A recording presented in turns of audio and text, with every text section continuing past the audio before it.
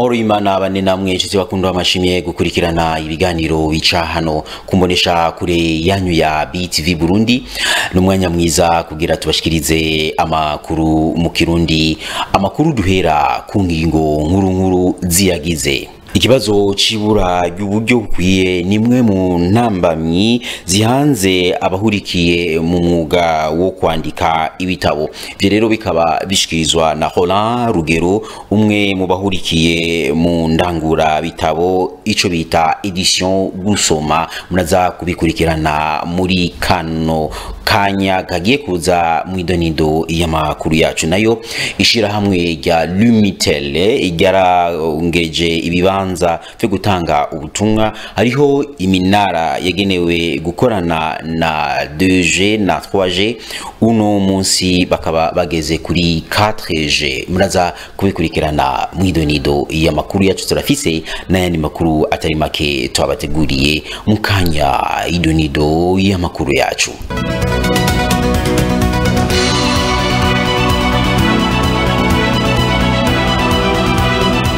Nongeye kubaramutsa ndabanikaze kugira mukurikirane idonido y'amakuru yacu. Nabamenyesheje mu ntangamarara yuko ukubura uburyo bukwiwe ni kimwe mu ntambamyi zihanze abakora umwuga wo kwandika ibitabo. Ivyo rero bikaba vyashikirijwe na Roland Rugero asanzwe ahurikiye muri edition gusoma. Reka tukurikirane ino nkuru. Ikintu ca mbere kigoye muri ibintu byo bijanye n'ibi vy'ibikorwa vy'indamura bitabo ni ikibazo c'uburyo.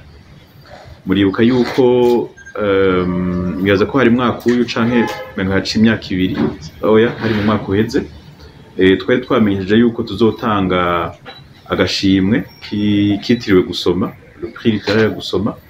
Hanyuma kandi turavuga yuko tuzotanga agashimwe ka mbere, tuzotanga ubushimwe bubiri pour igisoma kiri mu Gifaransa n'igisoma kiri mu Kirundi. Igisoma kimwe kikaro uwutsinze akaronka miliyoni 5, numva ni miliyoni 10 ziba zigiye.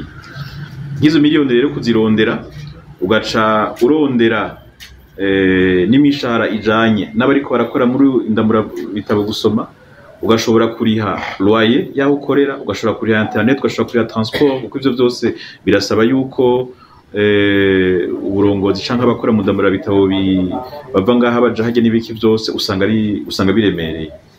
Urumva rero ikibazo ca mbere usanga gihari ni ikibazo c'uburyo. Abantu baraza bagatubwira ati none kubera kimwe bwe muja gusohora ibitabo mu Buganda. Twe tuja gusohora ibitabo mu Buganda kubera ko impression gira mwagiye murabona ibitabo hafi byose ivyo vyabaye imprimé mu Buganda. Kubera iki? Uravye qualité na coût ya impression, ça coûte 2 fois moins cher que vy'imprimer mu Buganda, harimo na transport kurusha kubikorera ngaha. Kubera iki? Kubera ko mu Buganda barafise la presse quotidienne. Ba journaliste ngira murabizi. Barafise la presse quotidienne. La presse quotidienne misi yose mu gitondo ugiye Entebbe, ugiye Kampala, urabona mu gitondo abantu iyo bagiye ku kazi saa moya agenda afise benye yiwe n'akayi agaca hitana journal, gazeti. Mu Tanzania ndiyo gazeti. Agenda arasoma gazeti. Ino mu Burundi ntayihari.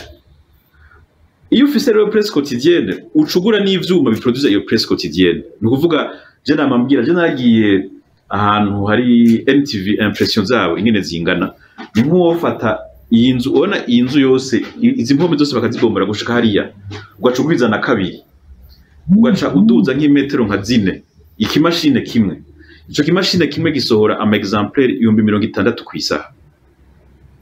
Nukuvuga abamenyesha makuru murabizi murandi ku munsi wose 17h mukagira correction za nyuma 18h pré pour impression, bagaca bashira sur impression. Nukuvuga amasaha 2 baba basohoye nk'ama exemplaire 120 canke 150, hanyuma gaca baho imiduga ica ibitwara mu bisagara byose vya Kampala, kugira ngo ejo mu gitondo saa moya abantu bazozinduke bagira iki basoma.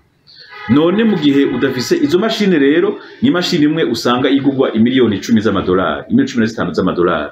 Hageze ku imprima utwebwe dutwara tw'igihumbi bakora kabisa mu minota 10 ibitabo baba biguhaye. Twama twabwiye abantu twebwe imuduhaye marche yo ku imprima igitabo tubikora mu munsi umwe.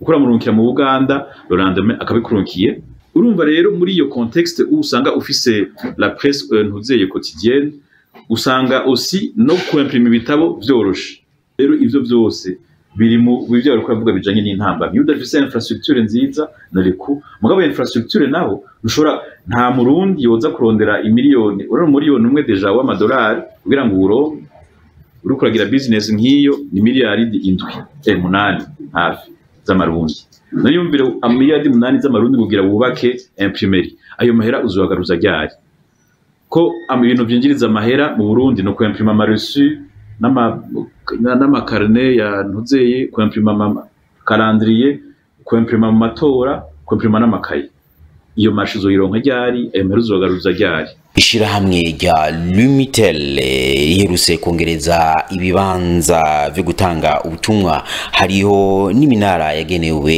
gukorana na 2G amwe na 3G ubu igeze kuri 4G ni mukanya inkuru na Joyeuse Ingabire. Ishirahamwe Lumitel riherutse kongereza ibibanza vyo gutanga ubutumwa hariho iminara yari yagenewe gukorana na 2G 3G ubu yaduze igeze kuri 4G. Intara zitari nke nka Bujumbura, Bururi, Cibitoke, Makamba, Muramvya, Ruyigi, Kayanza, Ngozi, Kirundo na Muyinga zashikiriwe n'iyo nzira yo gutanga ubutumwa ukoresheje 4G. Mukongerako ayo masitasiyo 32 mashasha ya 4G, Lumitel iriko irakomeza mu kwagura ubuhinga bwayo no kurosa abanywanyi bayo ivyo bipfuza. Ishirahamwe Lumitel itegekanya kubandanya yagura urubuga rwayo rwa 4G ku butaka bw'u Burundi. Ariko rero kuva mu mwaka w'2024 gushika mu ntango z'umwaka w'2025 iryo shirahamwe rirabandanya gushira iterambere ry'ibikorwa remezo y'amatelefone ngendanwa naho hari ingorane zijanye n'ubukene igitoro n'amafaranga y'agaciro.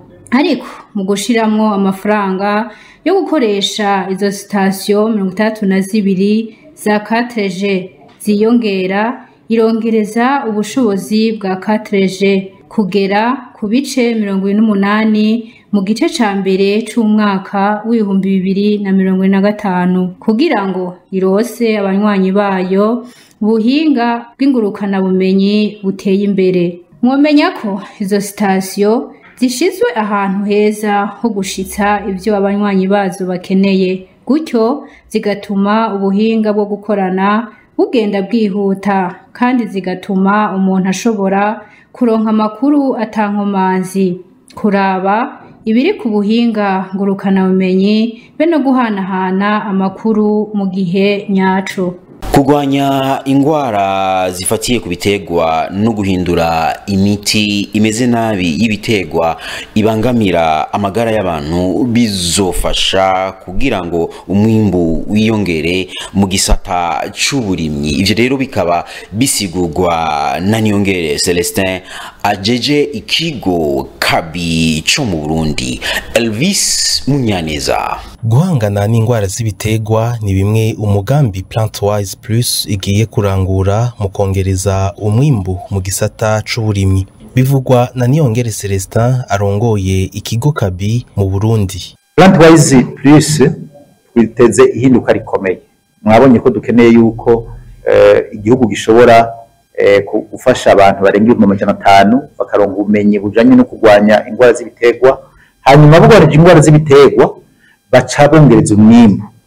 Cyane cyane dukeneye kongereza umwimbu bakagabanya ku buryo rugero rukwiye ingwara n'udukoko turi mu bitegwa hakiri kare ku buryo umwimbu wiyongera. Niyongere Celestin amenyesha ko kugira bashike kuri iryo hangiro bagiye gukorana n'inzego zibijejwe zitandukanye.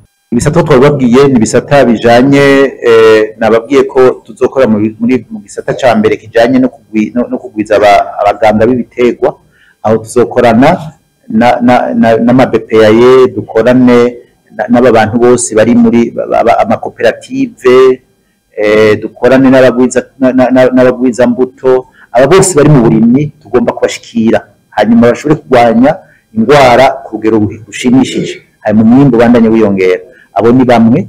Hanyuma ikindi abandi izindi nzego tuzokorana nabwiye za Abrevepa ni kugira ngo turabe tuti none iyi miti imeze nabi yicaye amagara y'abantu twoyigwanya gute. Iyo nayo kugira tuyigwanye rero nuko tuzana iyindi miti isubirira, hanyuma iyo miti isubirira kandi ikaba yemewe mu rwego mpuzamakungu mu bindi bihugu.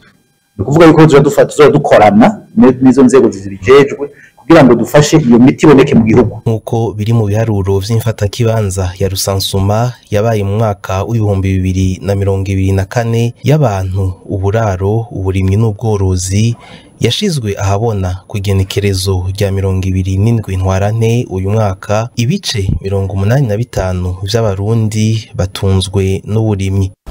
Amakuru yacu yo hanze tuzakuyashikirizwa na mugenzi wacu Joyeuse Ingabire, aho aza kudushikiriza ibivugwa higa no hino mu makungu. Umukuru w'igihugu Donald Trump mu ntango z'ukwezi kwandamukiza yaratangaje ko hazoshirwaho ibice 145 kwijana ku bicuruzwa biva kuri umwe mu basangiye ibikorwa byo gucuruza. Umukuru w'igihugu wa Leta Zunze Ubumwe za Amerika ashaka kuduza ibintu ashavujwe n'ingingo zo kwihora zafashwe na Beijing. Donald Trump ageze ku ntambwe zitatu canke mbere n'isi yose, amaze gutangaza ko hazoba amakori menshi cyane ku gice kinini c'ibintu bikorerwa mu mahanga bijanwa mu gihugu ciwe. Hafi ubwo nyene umukuru w'igihugu wa Leta Zunze Ubumwe za Amerika yaciye akora urutonde rw'ibintu bitari vyo. Ivya nyuma y'Ubushinwa ku ruhande rw'umugirwa wo mu nzu y'umukuru w'igihugu ya White House, Trump yaremereye ku wa kabiri itarike 22 Ndamukiza ko igiciro c'amakori c'ibice 145 kwijana ubwiwe yashizeho igisagara ca Beijing cari kirengeye cane. Yabwiye abamenyesha makuru ati ivyo biciro vyiyongera byashizwe ku Bushinwa bizogabanuka cane, ariko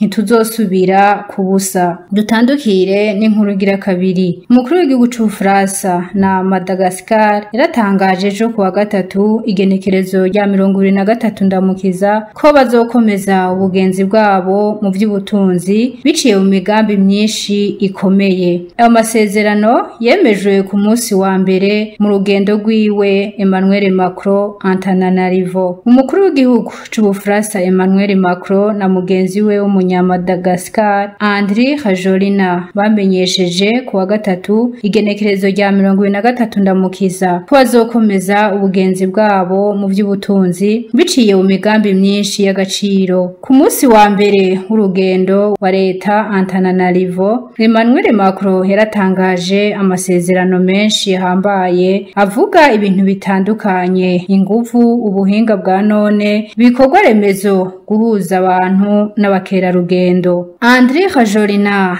yaseruye icizigiro c'uko Ubufaransa bwama buri hafi y'igihugu ciwe buzoshiramwo amahera menshi kuruta. Avuga ko ubushobozi buhambaye cane bw'igihugu cizinga co mu kiyaga c'Ubuhindi. Ni kuri iyo nkuru ivuga amakuru yo mu makungu turangirije ko amakuru yacu tutabateguriye uno munsi, tukaba tubashimiye mwese mwashoboye kuyakurikirana, ariko kandi dushimire abamenyesha amakuru ba BTV Burundi bashoboye kudufasha kugira ngo bashobore kuyatorokanya, ariko abari mu buhinga bw'ivyuma nabo nyene bafashije kugira ngo ano makuru ashobore kubashikira atankomanzi. Mubandanye mukurikirana ibiganiro bica hano kumurisha kure yanyu ya BTV Burundi, naho utaha Imana ibahezagire.